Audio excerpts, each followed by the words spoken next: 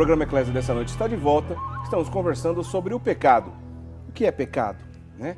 Vamos entender um pouco mais sobre esse conceito de pecado e perceber como a gente faz para tentar livrar desse mal e cada vez mais a gente possa, se Deus quiser, aproximar de nosso Senhor Jesus Cristo, distanciando do pecado. Mas infelizmente é uma realidade, faz parte do entendimento dentro da fé católica, que a gente tem que aprender um pouco mais sobre isso. No bloco anterior, Padre Guido, deixei uma pergunta no ar, queria que o senhor já respondesse logo de cara. Sim. Né? Existe hierarquia entre os pecados? De maneira popular, a gente pode dizer, existe pecado grande, pecado pequeno, Padre Guido? Exato. Até no primeiro catecismo que nós aprendemos que existe um pecado chamado venial e um pecado chamado mortal. A diferença depende exatamente da matéria, as condições para qualquer pecado. Em primeiro lugar, uma matéria de pecado. Matéria significa algo que vai contra a natureza, contra a lei de Deus, contra a lei dos mandamentos, contra a doutrina da igreja, etc. Precisa ter o pleno conhecimento e precisa, sobretudo, dar a resposta do nosso consentimento, da nossa vontade. É aí que se distingue o pecado venial, isto é, nós usamos a palavrinha pecadinho, pecados leves, né? Às vezes uma palavra a mais, às vezes uma pequena desobediência, uma falta de um gesto de caridade, pecado de omissão, por exemplo, né? Como também há pecados que pela sua natureza são de matéria grave. Por exemplo, uma heresia, professar uma verdade contra a fé, por exemplo, desvirtuar uma expressão bíblica. Não quero abrir uma parêntese, né, Eric, mas temos que abrir os olhos, gente, porque há pessoas que até no dia de hoje têm a ousadia até de arrancar páginas inteiras da Bíblia, ou de dizer que determinadas expressões não foram divinamente inspiradas e desaparecem do texto bíblico. Gente, não se pode modificar a palavra de Deus. Procurem sempre um sacerdote quando tem passagens difíceis para serem entendidas. Pecado grave é também quando as nossas ações vão contra a lei de Deus numa maneira grave. Por exemplo, o 5º mandamento fala não matar. Isto é, temos que respeitar a vida, né? Mas este pecado não significa só acabar com uma pessoa, significa também, no novo catecismo da Igreja Católica, que usa uma linguagem até mais moderna, acrescenta, por exemplo, em termos modernos, não dirigir embriagado. Mas padre, não me acontece nada, mas você se colocou na ocasião de um acidente com o perigo de você também morrer e matar alguém que não tem nada a ver com a tua vida. São as formas novas, né? O 7º mandamento, por exemplo, de não roubar. No novo catecismo da Igreja Católica coloca também não soltar um cheque sem fundo. Porque também aquilo é um pecado. Padre, mas a Bíblia não fala de cheque sem fundo, é claro. Mas hoje nós usamos uma maneira, digamos assim, de um relacionamento também comercial, onde isso é bastante comum.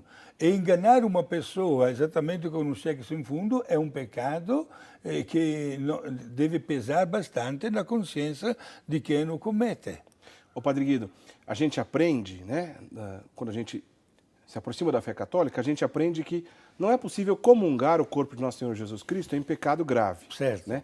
Mas nesses pecados chamados pecados veniais, o ato penitencial da missa já nos livra desses pecados? Não. Atenção, o que livra para sempre do pecado é o sacramento da confissão. Certo. Porém, o sacramento da confissão é obrigatório diante dos pecados graves. Quando nós não temos um pecado grave, podemos fazer o ato de arrependimento ou de contrição, certo? Que fique tranquilo que a nossa consciência não está tão suja a tal ponto de não poder receber a Santa Eucaristia. Certo. E a Igreja usa exatamente o ato penitencial para esta finalidade. Agora, repito, quem estiver com pecado grave e participa da missa, este ato penitencial não absolve. faça uma comunhão espiritual, não pode aproximar-se da Santa Comunhão com uma mancha de pecado grave na consciência. É obrigatória o sacramento da reconciliação. Aliás, os mandamentos da Igreja, que nos ensinam, inclusive, que devemos participar e assistir às missas dias santos e domingos, não necessariamente nos induz que precisamos comungar todas essas vezes. Não. Até porque, bom, explica pra gente, Padre Guido. Os mandamentos ou preceitos da Igreja são 5. O primeiro fala exatamente de comungar, pelo menos, no dia de Páscoa. Olha, não queira comunhão todos os domingos. Quer dizer, o mínimo é pelo menos na Páscoa. Exato. Né? E confessar-se também, pelo menos uma vez ao ano, sobretudo na ocasião da Santa Páscoa. Né? Participar da Santa Missa todos os domingos e dias santos de guarda, colaborar com as iniciativas da Igreja, nós chamamos hoje de dízimo, colaborar com a iniciativa da Igreja para o bem dos fiéis e também cumprir a obrigação do jejum e abstinência da carne, que a Igreja proclama 2 vezes ao ano, exatamente no começo e no término da Quaresma. Daqui a poucas semanas teremos o quarta-feira de cinza, logo após do Carnaval, e, portanto, faremos nós também o jejum e a abstinência da carne. E outro dia é Sexta-feira Santa, quando lembramos a paixão e a morte de Jesus na cruz. Padre Guido, eu vou fazer uma pergunta que eu acho que quem prestou bem atenção na sua explicação já vai saber a resposta, mas eu vou fazer mesmo assim. Existe pecado sem querer? Não, meus amigos, porque para que haja o pecado é necessária a vontade. Por isso, não sem querer. Exato. Nós podemos, às vezes, pisar no pé de alguém sem querer. Mas para que seja pecado, gente, é necessária a vontade. 3 são os dados para que se realize o pecado: a matéria, o conhecimento e a vontade. Por isso, a vontade é necessária. Se não existe a vontade, não existe pecado. Uma pessoa me fez uma pergunta nestes dias: Padre, uma pessoa possuída pelo demônio, significa que está em pecado grave? Não. Aliás, teve santo da Igreja Católica que sofreu possessão, né? Santa Gema Galgani, por exemplo. Exato, santos e santas possuídos pelo demônio. Né? Mas o demônio poderá possuir por um certo tempo, Deus permitindo, única e exclusivamente o corpo de uma pessoa, nunca a mente, nunca a vontade. Então alguém pode dizer: Padre, mas quando se assiste um filme de exorcismo e aquela pessoa possuída pelo demônio solta cada palavrão, até contra Deus, contra Nossa Senhora, não é aquela pessoa que está falando, é o demônio que usa a voz. Não está usando a vontade daquela pessoa. Inclusive, prezados amigos, quando termina uma sessão de exorcismo e a pessoa volta ao seu equilíbrio normal, pergunta: onde é que eu estou? O que é que aconteceu? Não lembra exatamente de nada. Padre Guido, a gente já entrou nesse assunto em outras oportunidades. A oração de exorcismo é uma oração que o padre faz in persona Christi, ele está agindo na pessoa de Nosso Senhor Jesus Cristo. Ele faz em nome da Igreja, portanto ele diz: eu te expulso, né? Como assim, por exemplo, o padre também age em persona Christi. Quando vai perdoar o pecado, ele diz: eu te absolvo, não diz Cristo te absolve dos pecados, pois ali ele é a pessoa do próprio Cristo, pois age em persona Christi. A oração do exorcismo é uma oração antiga na Igreja, na qual o sacerdote faz, então, em nome da Igreja, expulsa o demônio. Existem outras orações de libertação, que não necessariamente é a oração do exorcismo, pois o exorcismo solene somente um sacerdote autorizado pelo bispo pode fazer. Agora, a gente pode, por exemplo, pedir a Jesus, Nossa Senhora, rezar a oração de São Bento, a São Miguel Arcanjo, etc.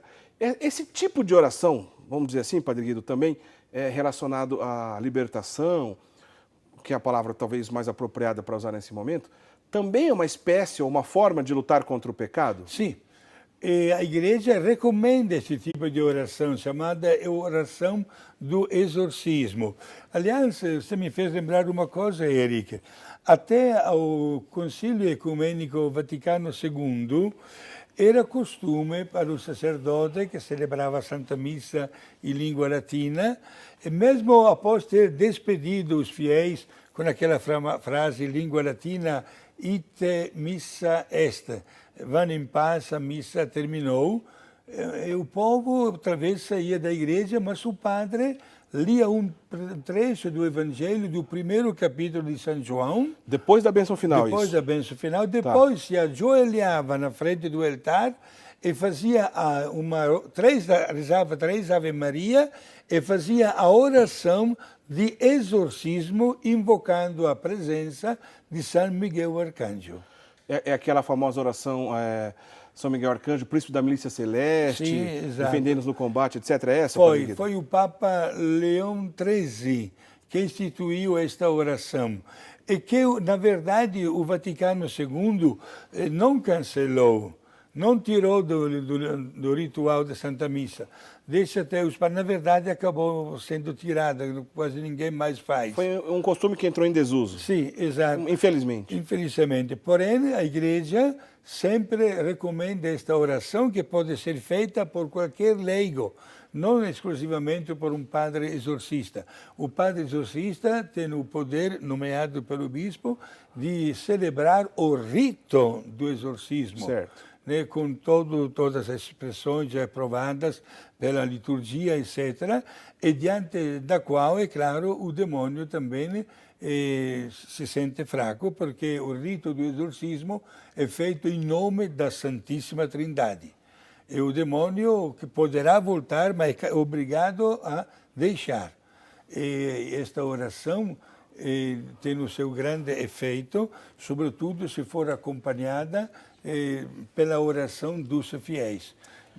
Estamos diante da força do mal, mas estamos diante também da graça de Deus. É interessante isso, Padre Guido, que o senhor está dizendo, porque esse tipo de coisa tem que deixar bem claro, porque os fiéis leigos podem fazer esse tipo de oração, chamada de libertação, por exemplo, ou até o pequeno exorcismo de Leão XIII, como é conhecida essa oração a São Miguel Arcanjo, de maneira privada, não interpelando os fiéis, muito menos interpelando possíveis manifestações demoníacas. Isso só o rito do exorcismo, que, repito, somente o sacerdote, pois age in persona Christi, autorizado pelo bispo ainda, isso não é todo sacerdote, tem que ser autorizado pelo bispo, pode fazer esse rito. Só para ter uma ideia, por exemplo, eu que sou diácono, não posso fazer esse rito, pois o padre age in persona Christi, aliás, em todas as situações, o padre, o sacerdote, age in persona Christi em nome de Cristo cabeça.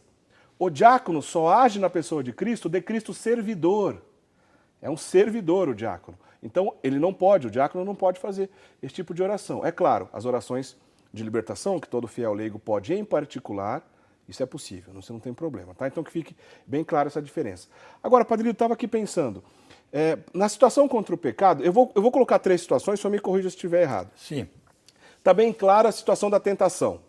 Né? É uma maneira de lutar contra o pecado, fugindo da tentação e tentar, com a graça de Deus, vencer essas tentações. Também fatores externos, que a gente encontra até na linguagem bíblica, chamada de o mundo. Né? Fatores externos que nos sugerem, né, sugestões que podem nos levar ao pecado, não necessariamente sobre tentação demoníaca. E tem uma terceira hipótese, vamos dizer assim, quando a gente luta contra as nossas próprias dificuldades, vamos chamar assim, as nossas misérias. Né? É aí que entra aquela questão da concupiscência, Padre Guido? Sim, exato. Né? São aqueles fatores externos que agem, porém, na nossa vida. A concupiscência, podemos dizer, uma sequência não só de impressões ou de inclinações dos nossos sentidos, e sendo que a nossa natureza humana é limitada, logo se apresenta a inclinação mais fácil. Quando Jesus falava de procurar entrar pela porta estreita, né? Certo. Porque existe aquela mais fácil que nos pode levar depois ao mal. Por exemplo, sabe de uma coisa, prezados amigos? Em todas as ocasiões de um pecado, Ninguém de nós poderá nunca dizer eu sou tão forte que vou superar a tentação. Não. A dinâmica que a igreja usa é exatamente a fuga das ocasiões, para ter um autocontrole sobre os nossos sentidos no campo da concupiscência. É claro também que o mundo, como se acaba de acenar, nem sempre apresenta valores positivos. Gente, todos nós temos direito à informação. Todos os dias, quando assistimos jornais na televisão, quantas notícias ruins, quantos sentimentos até de raiva, até de ódio, de violência. Olha o que aconteceu no último Natal, no dia de Natal, ou na noite do ano, é bem perto de nós aqui, inclusive, né? Verdade, aqui em Campinas, esses episódios... O Padre Guido está se referindo à tragédia que aconteceu na cidade de Campinas, onde, infelizmente, uma pessoa matou toda a família e depois se matou. E estas imagens despertam dentro de nós um estímulo negativo, uma impressão muito negativa, que queremos, não podemos absolutamente rejeitar, porque temos a capacidade de assimilar estas emoções. Agora, o pecado existe, o pecado continua, digamos assim, ao lado do demônio, que quer multiplicar o pecado no mundo, mas, gente, não esqueçam, pelo outro lado, que nós temos todos os meios possíveis, dados gratuitamente pela graça divina, para superar até o mesmo pecado. Certo? Por exemplo, uma confissão bem feita, e não somente uma vez ao ano, como fala o preceito, o mandamento da igreja, mas uma confissão frequente, não somente perdoa os pecados, mas nos dá a força para não voltar ao mesmo pecado. Um grande santo dos nossos dias, João Paulo II, Papa por 26 anos e meio. Não esqueçam, prezados amigos telespectadores, que como Papa tinha um hábito extraordinário. Se confessava com um sacerdote do Vaticano 2 vezes por semana, a cada 3 dias. Papa João Paulo II. Quer dizer, que sempre buscava o estado de graça. De graça. Né, nós, sacerdotes, também o diácono, né, como também todos os religiosos e religiosas do mundo, no Código de Direito Canônico da Igreja, se aconselha, mas é um aconselhamento, mas que na verdade é como uma obrigação, a não deixar passar 2 semanas sem confessarmos. Como é importante, gente, né, este sacramento, através do qual Deus coloca uma pedra por cima do nosso passado e passa a transmitir mais uma vez aquela confiança que nos ajuda a sorrir e a tocar para frente a nossa vida. O tema do nosso programa de hoje é sobre o veneno, né, que é o pecado, mas é claro que não tem como falar um pouco sobre o remédio, que é a confissão, né, Padre Guido? Exato. Não tem jeito. Bom, Padre Guido, a gente vai para mais um intervalo. O senhor falou agora há pouco da questão de fugir da ocasião, Sim. que é uma boa maneira de combater o pecado, né? Já que não é fácil, a gente tem que lutar contra a concupiscência, as nossas falhas, né? Contra os fatores externos, o mundo, e ainda contra a tentação, que não é fácil. O senhor falou da questão de fugir de ocasião, eu lembrei de uma frase de São Felipe Neri. São Felipe Neri, aquele sacerdote que viveu lá em Roma, inclusive viveu na época de Santo Inácio de Loyola, foi contemporâneo de Santo Inácio de Loyola. Ele dizia que diante da tentação, não se briga, se foge, né? Foge, corre dela, né? Eu acho bonito, eu acho legal, humano o jeito que ele pensava. É muito interessante. Mas a pergunta que eu vou fazer para o senhor no próximo bloco, que eu queria que o senhor respondesse, é muito interessante. Pois no próximo bloco, vou perguntar para o Padre Guido o que significa pecar contra o Espírito Santo. E por que pecar contra o Espírito Santo não há perdão. Não sai daí, a gente volta já já.